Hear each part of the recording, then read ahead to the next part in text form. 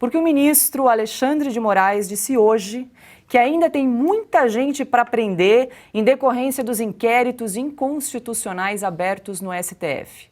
Moraes participou do seminário STF em Ação. Veja um trecho. Antes de dizer o que eu ia falar, eu fiquei feliz com a fala do ministro Toffoli, porque, comparando os números, ainda tem muita gente para prender e muita multa para aplicar.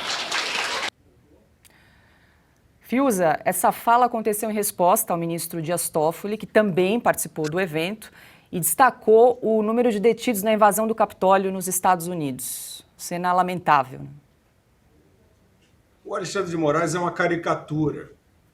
Ele é um vilão mal acabado, uma caricatura. Ele é petulante, prepotente, ele provoca o tempo todo, ele tem uma ação intimidatória o tempo todo, foi assim em todo o processo eleitoral. Ele fez discursos ofensivos ao eleitor, discursos que foram replicados por desembargadores que comandam os TREs, aquela linha, eleitor vai ser preso em flagrante se tumultuar. Alguém já ouviu isso em alguma eleição anterior? Nunca se viu isso, nunca se viu nada parecido no país. O país está brincando de sancionar essa aventura, uma aventura que vinha sendo conduzida pelo Supremo Tribunal Federal e, de repente, foi personificada em um ministro, que é esse que fala dessa maneira.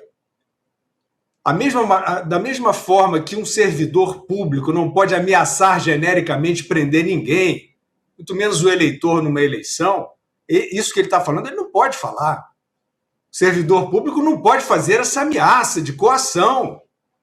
Falta muita gente para prender, falta muita multa para aplicar. Isso é papo de faroeste. Isso é conversa de cowboy, de faroeste. Quem é que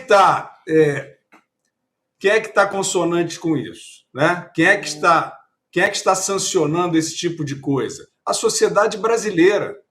Claro, a população está reagindo a isso. Ela entende que o Alexandre de Moraes é uma caricatura de vilania.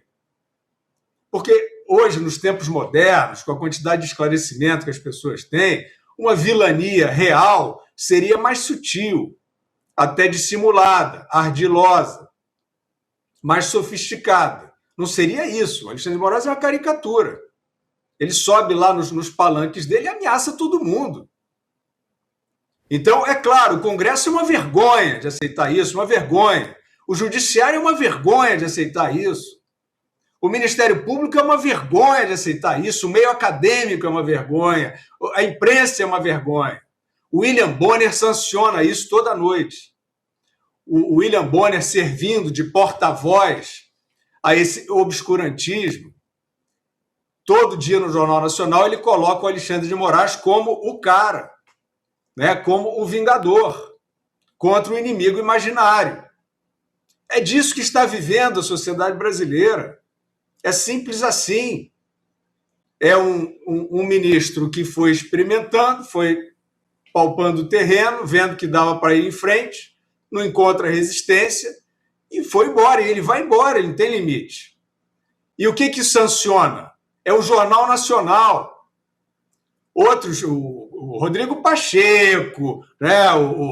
Enfim, tem um monte aí de áulicos para sancionar, mas nada tão forte quanto o maior telejornal do país. E lá sempre os arroubos, a arrogância, a prepotência, a violência verbal do ministro Alexandre de Moraes aparece bem, aparece como um dado positivo de combate ao crime, aos antidemocráticos e toda lá uma cantilena retórica que eles insistem. Então, isso aí é um Estado, eu volto a dizer, né, isso é um Estado completamente fora das quatro linhas, o decoro foi para o espaço, a compostura foi para o espaço, todos os que estão em silêncio estão compactuando com isso e todos irão sofrer com isso. Ana, que dizer, mais uma ameaça explícita do ministro Alexandre de Moraes, né? E com direito a risinho de deboche, né? Risinho de deboche. A gente podia passar de novo, só para ver o risinho de deboche. esse discurso, na verdade, ele é a parte 2 do discurso dele na diplomação do ex-presidiário. Eu peguei aqui as minhas anotações do dia da diplomação e ele disse o seguinte, abro aspas, esses grupos extremistas, aí se referindo às redes sociais, à milícia digital, né? Parece que agora até indígena faz parte da milícia digital e grupos extremistas, porque emitem opiniões que não são as mesmas opiniões que a dele. Ele disse isso, esses grupos extremistas, antidemocráticos, criminosos, pretendem, a partir da desinformação, desacreditar a própria democracia, atacando seus instrumentos, a partir do ataque a esses instrumentos que concretizam o voto popular, pretendem substituir o voto popular por um regime de exceção ou uma ditadura. Vejam vocês, ele falando em regime de exceção ou ditadura, nós já estamos sob um regime de exceção e sob uma ditadura. Vamos colocar aqui, né, sem dourar a pílula, sem filtro, o golpe já foi dado e um dos comandantes desse golpe é o senhor ministro Alexandre de Moraes. Não existe mais Constituição no Brasil. Essa é a verdade. A Constituição é o que o Alexandre de Moraes deseja que ela seja. E se for para punir dissidentes políticos, ele que hoje age como um político que, na verdade, ele sempre foi, já que ele foi filiado ao PSDB durante muito tempo. Sempre foi uma das peças políticas no tabuleiro de Geraldo Alckmin. E ele está exatamente fazendo isso usando uma cadeira do Supremo Tribunal Federal, agindo de forma ativista e política. Antes de passar para Augusta, eu vou pedir para a gente reproduzir novamente o vídeo do Alexandre de Moraes. Números, ainda tem muita gente para prender e muita multa para aplicar. Ele não estava sozinho nos risos, né? Não, a Ana lembrou bem, né? Isso aí é por isso que a imagem é tão reveladora, né?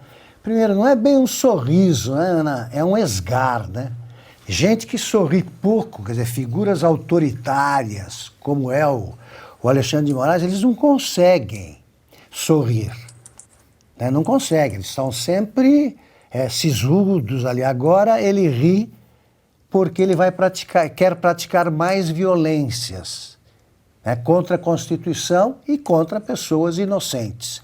E tem o desplante de afirmar aí sobre o pedido de prisão que existe contra ele, dizendo que não, a minha prisão seria inconstitucional. A única coisa que ele considera inconstitucional é a ida para a cadeia dele. A dos outros, todas inconstitucionais, todas as prisões que ele decreta, isso, na cabeça dele, acontece para preservar a democracia e a Constituição. É também um caso clínico, né? Isso é para camisa de força.